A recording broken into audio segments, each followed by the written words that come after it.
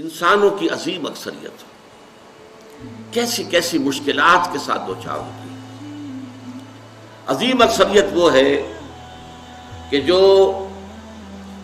کمر توڑ دینے والی مشقت کرنے کے باوجود 2 وقت پیٹ بھر کر کھانا نہیں کھا سکتے، جن کے بچوں کو علاج کی سہولت میسر نہیں، مشقت، محنت، تکلیف، نہ صرف محنت و مشقت، محنت و مشقت کے اعتبار سے تو ہم یہ کہہ سکتے ہیں کہ انسان بھی لدو اونٹ کے مانند ہے یا کولو کے بیل کے مانند ہے، لیکن حیوان اور انسان میں اس اعتبار سے بڑا فرق ہے۔ انسان میں احساسات، رنج، غم، صدمہ، کسی جانور کا بچہ جب جوان ہو گیا اس کے بعد وہ جانے اس کی زندگی علیحدہ ہے، والدین کی علیحدہ ہے، والدین بھی پتہ نہیں کوئی ان کا جوڑا ہے کہ نہیں مستقل۔ لیکن یہاں کیا ہوتا ہے؟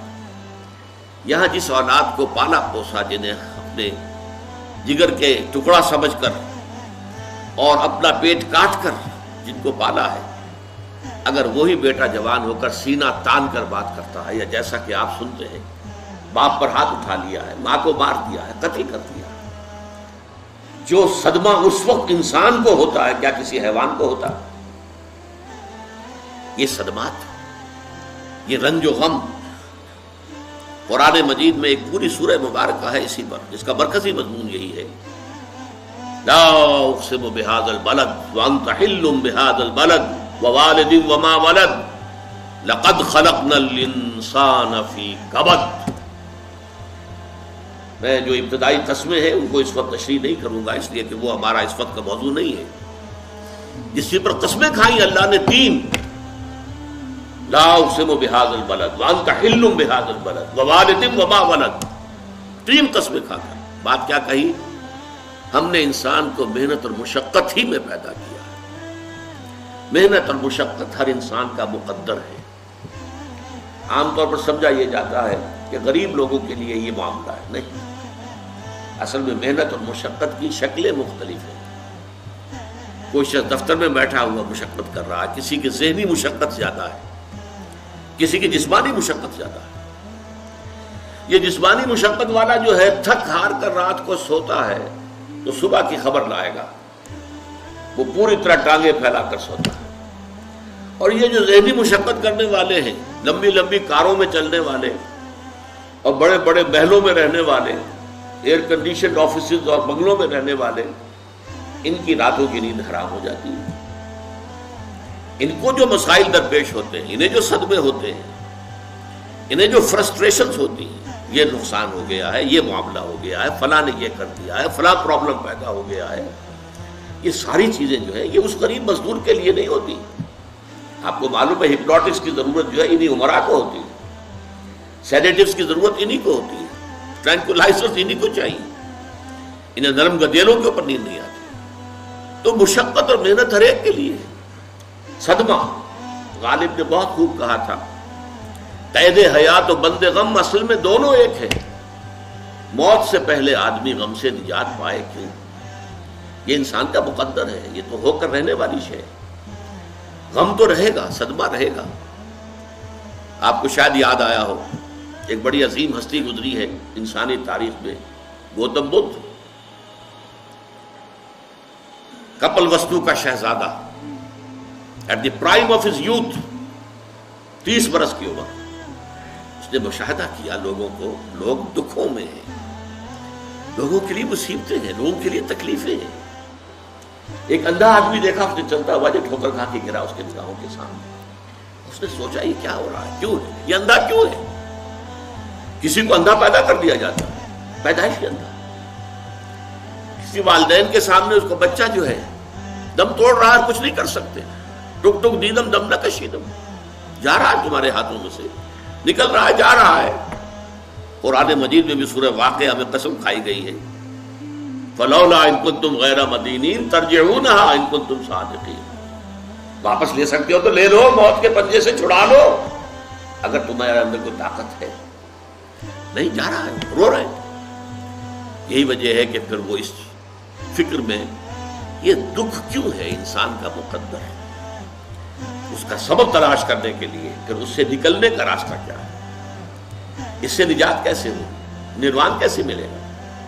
پھر آپ کو معلوم ہے 30 برس کی عمر میں جوانی کا دور، جوان بیوی کو رات کو سوتے ہوئے چھوڑ کر گیا ہے، شیرخوار بچہ چھوڑ کر گیا ہے، محل چھوڑ کر جا کر خاک چھانی ہے، کہاں کہاں پھرا ہے، کن کن رشیوں منیوں کی خدمتیں کی ہیں، کہاں کہاں گیا ہے، کتنا وقت لگایا ہے، کن کن جنگلات جو ہے اس کے خاک چھانی ہے اس نے۔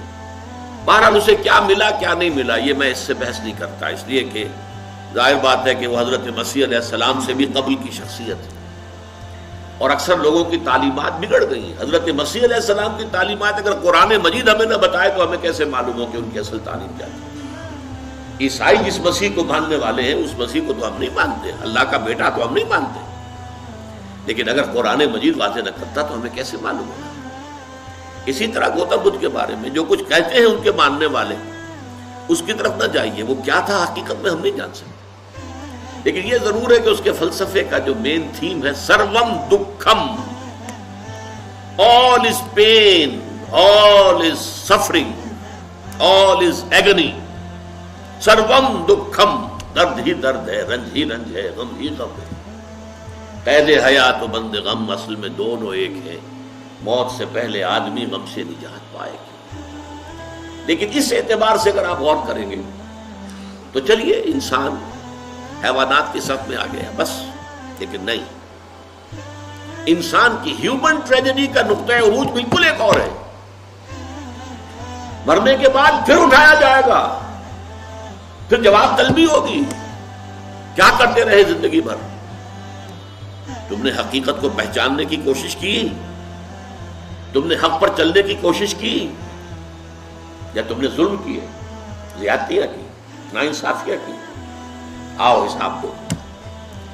حیوان سے یہ محاسبہ نہیں ہے، نباتات اور حیوانات اس سے بری ہے، انسان ہے۔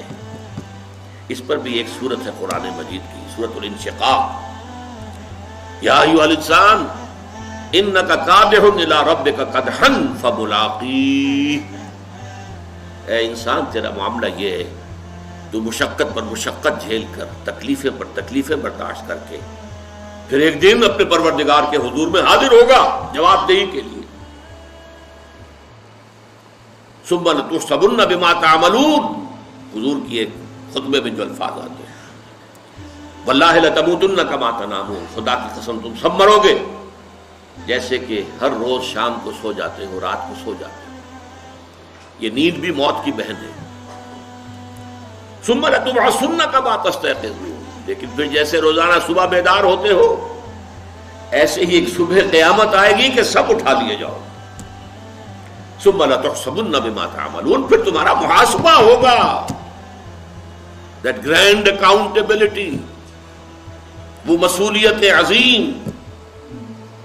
پوری زندگی کا حساب، چھوٹی سی چھوٹی باتیں۔ وَمَنْ يَعْمَلْ مِثْقَالَ ذَرَّةٍ خَيْرًا يَرَهُ وَمَنْ يَعْمَلْ مِثْقَالَ ذَرَّةٍ شَرًّا يَرَهُ، ذرے کی ہم وزن نیکی ہوگی وہ بھی سامنے پاؤ گے، اور ذرے کی ہم وزن بدی ہوگی وہ بھی سامنے پاؤ گے۔ انسان چیخ اٹھے گا، مَا لِهَذَا الْكِتَابِ، یہ اعمال نامہ کیسا ہے، لَا يُغَادِرُ صَغِيرَةً وَلَا كَبِيرَةً إِلَّا أَحْصَاهَا، اس نے تو نہ چھوٹی چیزیں چھوڑی ہیں نہ بڑی چیزیں چھوڑی ہیں، تمام کا احاطہ کر لیا ہے۔ وہ محاسبہ ہوگا، اس کے بعد جزا و سزا کے فیصلے ہوں گے، بہت مبارک ہوں گے، خوش قسمت ہوں گے وہ لوگ جو جنت کی طرف بھیج دیے جائیں۔